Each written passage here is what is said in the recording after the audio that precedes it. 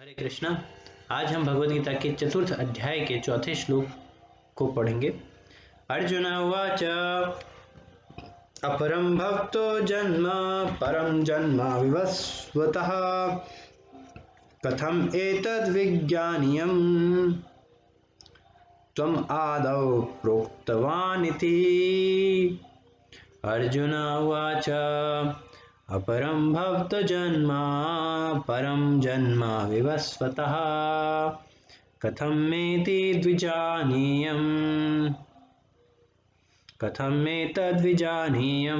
त्वम् आदौ प्रोक्तवान् इति।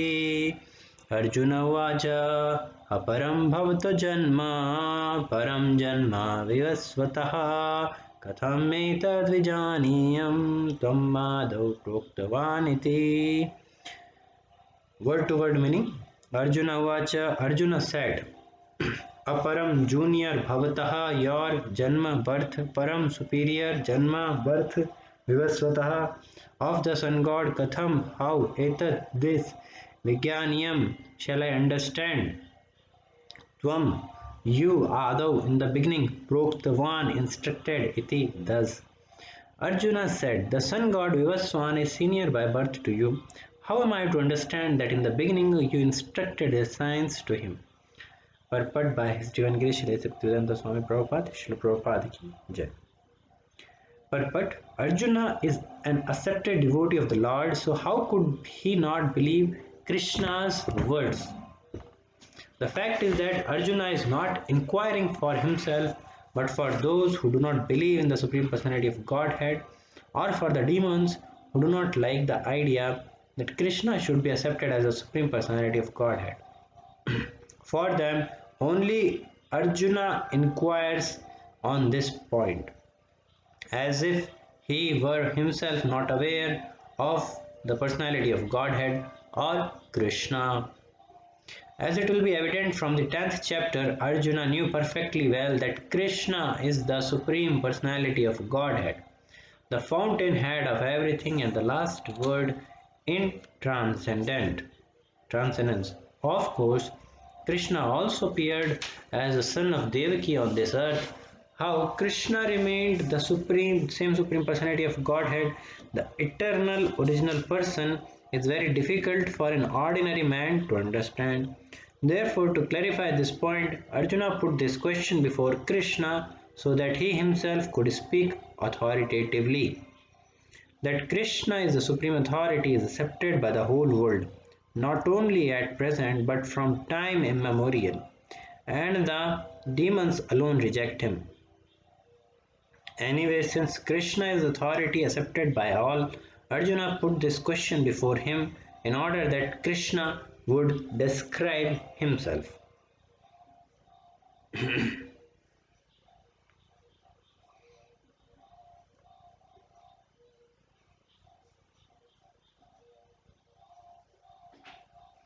Therefore, when Krishna speaks, Krishna himself would describe himself without being depicted by the demons, who always try to distort him in a way understandable to the demons and their followers. It is necessary that everyone for his own interest know the science of Krishna. Therefore, when Krishna himself speaks about himself, it is auspicious for all the worlds. To the demons, such explanation by Krishna himself may appear to be strange, because the demons always study Krishna from their own standpoint. But those who are devotees heartily welcome the statements of Krishna when they are spoken by Krishna himself. The devotees will always worship such authoritative statements of Krishna because they are always eager to know more and more about him. The atheists who consider Krishna an ordinary man in this way may come to know that Krishna is superhuman, that he is Satchidananda Vigraha, the eternal form of bliss and knowledge, that he is transcendental, and that he is above the domination of the modes of material nature and above the influence of time and space. A devotee of Krishna like Arjuna is undoubtedly above any misunderstanding of the transcendental position of Krishna. Arjuna's putting this question before the Lord is simply an attempt by the devotee to defy the atheistic attitude of persons who consider Krishna to be an ordinary human being subject to the modes of material nature. हरे कृष्णा. सो जो आज हम जो अभी चतुर्थ अध्याय का ये जो चौथा श्लोक है, अभी हमने पिछले 3 श्लोक में देखा कि भगवान श्री कृष्ण शुरुआत में बोलते हैं कि ये जो ज्ञान है भगवद गीता का, ये उन्होंने सबसे पहले विवस्वान को दिया था, कि ये जो ज्ञान था भगवान ने पहले विवस्वान को दिया था, जिन्होंने कि मनु को ये ज्ञान दिया, और मनु ने ये ज्ञान इक्ष्वाकु को दिया। विवस्वान सूर्य देव का नाम है, वर्तमान में जो सूर्य देव हैं उनका नाम है। विवस्वान ने मनु को दिया। कौन से मनु थे? ये वैवस्वत मनु। विवस्वान सूर्य देवता, उनके समय में आने वाले मनु का नाम है वैवस्वत मनु। और मनु ने यह ज्ञान जो था महाराज इक्ष्वाकु को दिया, जो कि सूर्य वंश के राजा थे। ये बात बहुत पुरानी है, क्योंकि जैसा कि हमने उस श्लोक में देखा था कि करीब 20 करोड़ 5,000 साल पहले महाराज इक्ष्वाकु को ये ज्ञान मनु ने दिया था। और तो गीता करीब बहुत लंबा फिगर है, सॉरी 20 लाख साल पहले, हाँ, तो 12 करोड़ 4 लाख पहले करीब अप्रोक्सीमेटली गीता भगवान श्री कृष्ण ने विवस्वान को दिया था।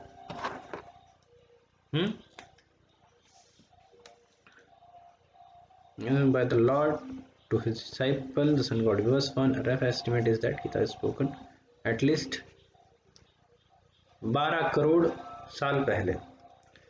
और जो भगवद गीता जो कुरुक्षेत्र का युद्ध हुआ वो मात्र 4,000 साल पहले हुआ।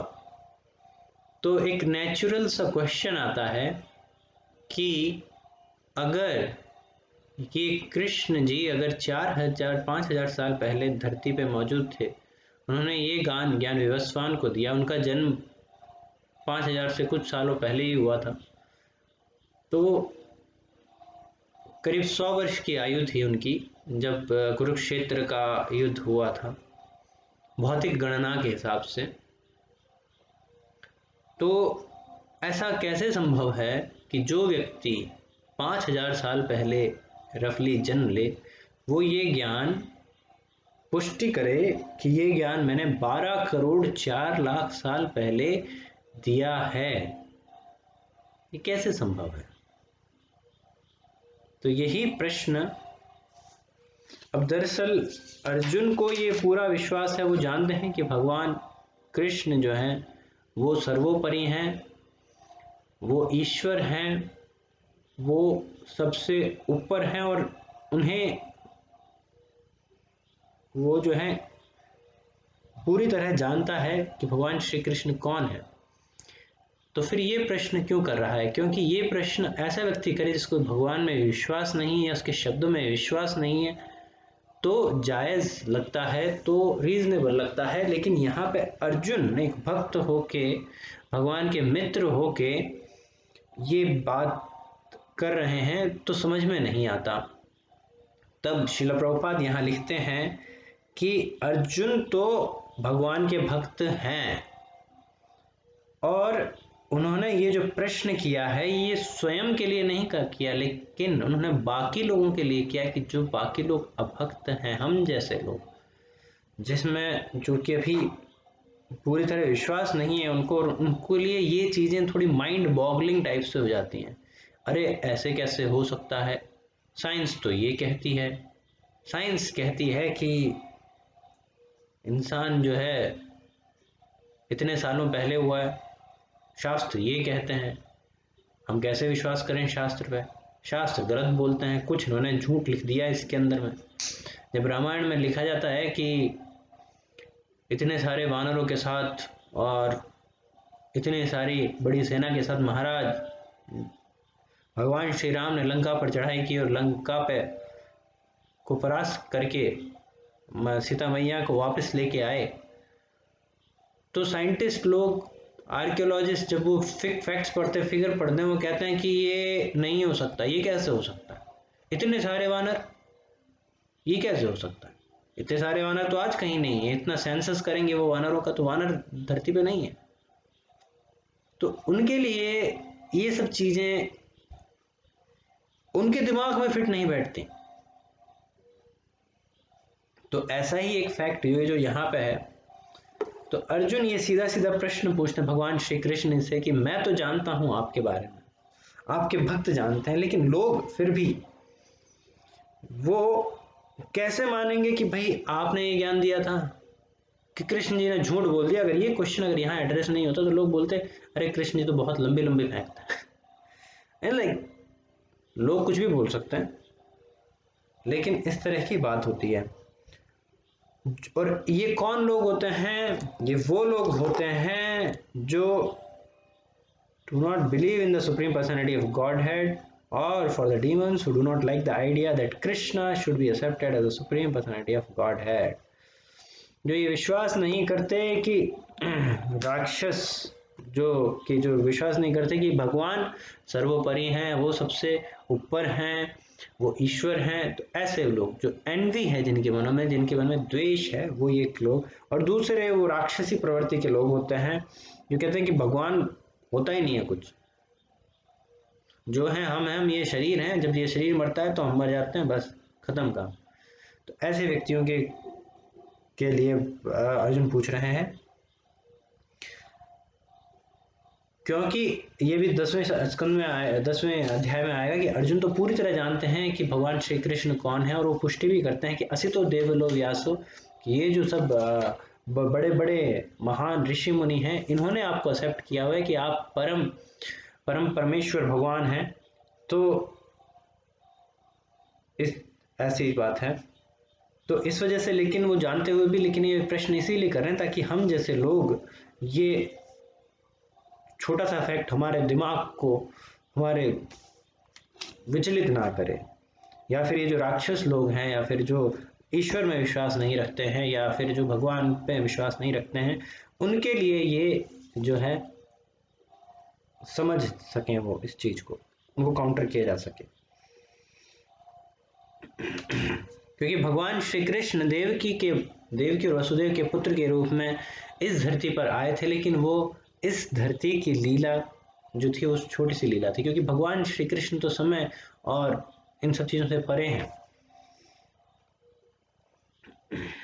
और ये बात जब भगवान श्री कृष्ण खुद बोलेंगे कि भगवान श्री कृष्ण तो सुप्रीम अथॉरिटी हैं ही, since Krishna is authority accepted by all, Arjuna put this question before him in order that Krishna would describe himself without being depicted by demons who always try to distort him in a way understandable to the demons and their followers. तो श्रील प्रभुपाद ने बहुत अच्छी बात लिखी है कि अगर भगवान श्री कृष्ण अगर इस प्रश्न को यहाँ एड्रेस नहीं करते तो जो लोग हैं वो अपना इंटरप्रिटेशन देते और उस तरीके से डिस्टॉर्ट करने की कोशिश करते फैक्ट्स को, जिससे कि वो उनको समझ सकें। अब जैसे भगवद गीता को ही बहुत सारे लोग इंटरप्रेट करते हैं, मिस इंटरप्रेट करते हैं इनफैक्ट, कि कुरुक्षेत्र जो है ये जगह तो है ही, लेकिन असल में कुरुक्षेत्र आपका शरीर है, पांडव आपके जैसे इंद्रियां हो गई, और ये 10 जो हो गए अर्जुन दुर्योधन और इन सब के ये। तो इस तरीके से वो बकवास करते हैं, ये बकवास है, फैक्चुअली बात नहीं है, क्योंकि फैक्चुअल में एक्चुअल में ये वो शुद्ध कुरुक्षेत्र में हुआ था 5000 साल पहले। आर्कियोलॉजिस्ट, साइंटिस्ट, हिस्टोरियंस के हिसाब से अगर देखा जाए तो उनके हिसाब से तो उनकी गणना फेल हो जाएगी कि इतने सारे लोग उस समय कैसे मौजूद हो सकते हैं, क्योंकि उनके हिसाब से उस समय तो हमारे पास इतनी अच्छी मेडिकल साइंस थी नहीं, हमारे पास इतनी अच्छी साइंस नहीं थी, मॉडर्न साइंस नहीं थी, तो हमारे पास ऐसे तो औजार हो ही नहीं सकते। ये तो सब हवा की बातें हैं, ये सब झूठी बातें हैं। तो ये जो लोग होते हैं जिनको शास्त्रों पे विश्वास नहीं होता, ये शास्त्रों की बातों को इस तरीके से घुमा मरोड़ के इंटरप्रेट करते हैं कि ये हो सकता है कि ये इस बात को रेफर किया जा रहा हो, या इस बात को रेफर किया जा रहा हो, इस बात से अज्ञान कि हमारे से पहले कोई ऐसी एक सिविलाइजेशन एग्जिस्ट करती थी जो कि वर्तमान सिविलाइजेशन से कहीं ज्यादा एडवांस थी, कहीं ज्यादा आगे थी, सिर्फ भौतिक रूप से नहीं बल्कि आध्यात्मिक रूप से भी। तो ये चीज जो है ये साइंस विश्वास नहीं कर पाती, जो ये, क्योंकि वो कहते हैं कि जो मैं अपनी आंखों से देख नहीं सकता, मैं जो अपने इंद्रियों से नहीं कर सकता, मैं उस पर विश्वास नहीं करूंगा। तो ये ऐसे लोगों के लिए होता है जो अविश्वासी जो है, जिनको शास्त्र पे विश्वास नहीं होता उनके लिए। हमें शास्त्र पे विश्वास कैसे कर सकते हैं? हम शास्त्र पे विश्वास ऐसे कर सकते हैं कि हम शास्त्रों में जो लिखा हुआ है उसका पालन करें और फिर हम अपने जीवन में रिजल्ट देखें। अगर वो रिजल्ट उसके हिसाब से आते हैं जो शास्त्र में लिखा है, तो आपको अपने आप शास्त्र पर विश्वास होने लगेगा। अब जैसे मेडिकल साइंस है, जो व्यक्ति पढ़ता है, तो मेडिकल साइंस को पढ़ने से क्या उसको एकदम से विश्वास आ जाता है कि अरे ये गोली खाओगे और तुम्हारा बुखार ठीक हो जाएगा, अरे ये गोली खाऊंगा और मेरा ब्लड प्रेशर कम हो जाएगा? ऐसे कैसे हो सकता है? लेकिन आप शास्त्र पढ़ते हो, उसके अंदर में वो जो छोटी सी चीज दी हुई है उसको अमल करते हो। अच्छा, ये पैरासीटामोल अगर मैं 500 mg खाऊंगा तो मेरा फीवर कम हो जाएगा, चलो लेके देखते हैं, मुझे भी फीवर है। वो फीवर होता है, वो 500 mg लेता है, जिस हिसाब से मेडिसिन प्रिस्क्राइब्ड है उसके हिसाब से, और वो देखता है कि रिजल्ट्स आ रहे हैं, इंप्रूवमेंट हो रहा है, तो क्या आपका विश्वास बढ़ता है उसके ऊपर में? ये कोई व्यक्ति जिसका अगर मेडिसिन नहीं भी पढ़ी है उसने, कोई अगर वो व्यक्ति होता है कि लोग देखते हैं कि भाई एलोपैथी पे विश्वास है या फिर आयुर्वेदिक पे विश्वास है, कैसे? क्योंकि उन्होंने उस प्रोसेस के साथ में उसको फॉलो किया है और उसके रिजल्ट्स प्राप्त किए हैं, उसके बाद उन्हें उस प्रोसेस या उस पद्धति पे विश्वास होता है। इसी प्रकार से शास्त्र है, शास्त्र कोई मेयर थ्योरेटिकल नहीं है कि हम एक कान से सुने, दूसरे कान से वाह वाह वाह बहुत अच्छी बात कही, और जाके फिर अपने वही भौतिक चीजों में, भौतिक सांसारिक चीजों में लग जाएं। शास्त्र ऐसी चीज नहीं है। शास्त्र जो चीज है वो जीवन में पालन करने के लिए है। पालन कैसे कर सकते हैं? पालन हमने पहले भी बताया था, 4 नियमों का पालन करें। 4 नियम कौन कौन से? मांसाहार नहीं, व्यभिचारी नहीं, इंद्रिय तृप्ति इंटॉक्सिकेशन नहीं, और गैम्बलिंग नहीं। यानी no meat eating, no illicit sex, no intoxication, no gambling. तो ये 4 चीजें आपको अवॉइड करनी है, क्योंकि ये पाप का आधारशिला है। ये 4 चीजें, मांसाहार, पर स्त्री के संग यौन संबंध, और इंटॉक्सिकेशन नशा, और गैम्बलिंग, ये जो है पाप की ये बुनियाद है। तो इसके अंदर में ताश नहीं खेलना, जुआ नहीं खेलना, स्पेकुलेशन नहीं करना, इवन स्टॉक मार्केट में जो लगाते हैं it's kind of A gambling. तो स्टॉक मार्केट की जो स्पेकुलेशंस हैं उन सब से दूर रहना। इंटॉक्सिकेशन नहीं करना। कोई व्यक्ति कहे कि नहीं सर मैं तो थोड़ा सा लेता हूँ, ऐसे लेता हूँ, वैसे लेता हूँ, यदा कदा ही लेता हूँ, इससे मेरे ऊपर कोई अफेक्ट नहीं पड़ता। ये टाइम बिंग की बातें हैं, ये बहुत गहरी बातें, बहुत डीप बातें हैं। ये समय की बात है, थोड़े से समय की बात, और ये संगत की बात है। आप अगर दारू पियोगे तो आप ऐसे व्यक्ति की संगत में रहोगे जो कि इंटॉक्सिकेशन करते हैं। अब कितने डिग्री का इंटॉक्सिकेशन करते हैं ये आप डिसाइड नहीं कर सकते, वो लोग करते हैं, कोई बहुत ज्यादा करता है, कोई कम करता है। लेकिन जब आप ऐसे व्यक्तियों के साथ में रहते हो तो आप ऐसे संस्कार ग्रहण करते हो। ऐसे संस्कार ग्रहण करोगे तो इवेंचुअली वन डे है कि आप उनका एक दिन अनुसरण करोगे।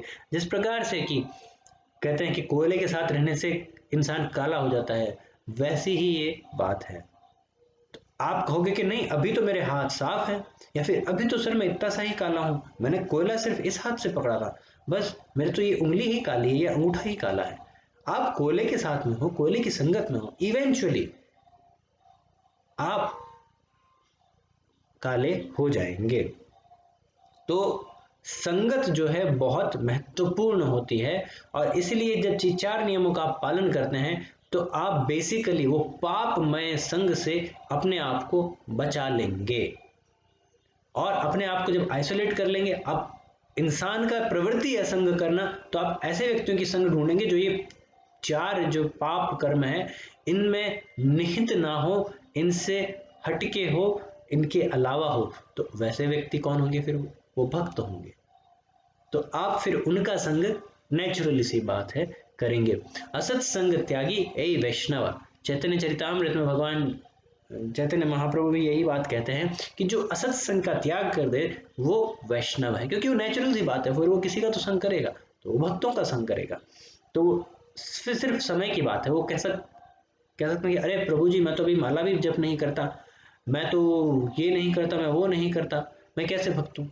बस समय की बात है। जिस तरीके से हमने कहा कि अगेन काले के संग काले, कोयले की खान में आप काले हो जाओगे, उसी प्रकार से जैसे असत संग के साथ रहने से आप एक दिन वैसे ही बन जाएंगे, वैसे ही सत्संग में रहने के साथ रहने से आप एक दिन वैसे ही साधुओं के जैसे निर्मल और स्वच्छ हो जाएंगे। तो ये 4 नियमों का हमको पालन करना है, भगवान नाम जप करना है, नियमित रूप से 16 माला करने का प्रयास करना चाहिए। अगर इवेंचुअली एकदम से हम 16 माला नहीं आ सकते हैं तो हमको धीरे धीरे धीरे धीरे step by step under some guidance हमको 16 माला करना चाहिए। नियमित शास्त्रों का अध्ययन करना चाहिए, जैसे Bhagavad Gita, Shrimad Bhagavatam, nectar of devotion, nectar of instruction, Chaitanya Charitamrita, इतना सारा devotional literature of Srila Prabhupada ने हमारे लिए लिख के गए हैं, जो कि वर्तमान में इतनी सारी भाषाओं में उसका ट्रांसलेशन भी हो चुका है। तो हमारे लिए बहुत रेडी एक्सेस मटेरियल है और इसको पढ़ के हम अपना जीवन सफल कर सकते हैं, सुदृढ़ कर सकते हैं। हम वापस अपना जो है भगवत धाम की प्राप्ति कर सकते हैं, अपने ओरिजिनल स्टेट को रिवाइव कर सकते हैं। तो ऐसे मौके को नहीं गंवाना चाहिए, ये बहुत ही अच्छा मौका है, इसे हमें ग्रैब कर लेना चाहिए और आगे बढ़ना चाहिए। और इसके अलावा हमें भक्तों का संग करना चाहिए, और भक्तों का संग जो है बहुत जरूरी है। वो भक्तों का संग मतलब कि सुनना, भक्तों से श्रवण करना, भक्तों के साथ बैठ के कीर्तन करना हरि नाम का, भगवान के नाम का, और भगवान के नाम का जप करना, प्रचार करना, और बाकी भक्ति के जो कार्य हैं उनमें संलग्न होना। भक्तों के साथ बैठ के अगर आप प्रजल्पा कर रहे हैं, अगर आप पॉलिटिक्स की बातें कर रहे हैं, तो आप भक्तों का संग नहीं कर रहे हैं। ये वो आपकी भक्ति के लिए लाभप्रद नहीं है। अगर आप भक्तों के साथ बैठ के फाइनेंस के बारे में बातें कर रहे हैं, तो वो फाइनेंस जो है जब तक कि वो कृष्ण से संबंधित नहीं है, वो आपका शुद्धिकरण नहीं करेगा। और ये चीज, क्या चीज कृष्ण से संबंधित है, कृष्ण से संबंधित नहीं है, एक बहुत ही बुद्धिमान परिपक्व व्यक्ति, एक्सपीरियंस डिवोटी, सिंसियर डिवोटी ही समझ सकता है। तो शुरुआत की स्टेज में हमें कोशिश करनी चाहिए कि जब हम भक्तों के संग में हो तो हम सीधे सीधे भगवान श्री कृष्ण से रिलेटेड संबंधित बातें करें, श्रीमद् भागवत, भगवत गीता इत्यादि जो शास्त्रों में लिखी है उन बातों पर चर्चा करें। ऐसी बातों पर चर्चा करें जिससे कि जो कि हमारे जप से, हमारे संकीर्तन से और प्रचार से सीधे सीधे जुड़ी हुई हो। इवेंचुअली हम उस स्तर पे आ जाएंगे जहाँ पे कि हम समझ पाएंगे कि इवन जो फाइनेंशियल बातें हैं या मैनेजमेंट की बातें हैं या कुछ और बातें हैं, वो सीधे कृष्ण से संबंधित ना होते हुए भी कृष्ण से संबंधित कैसे हैं। बहुत बहुत धन्यवाद आपके लिए। हरे कृष्णा।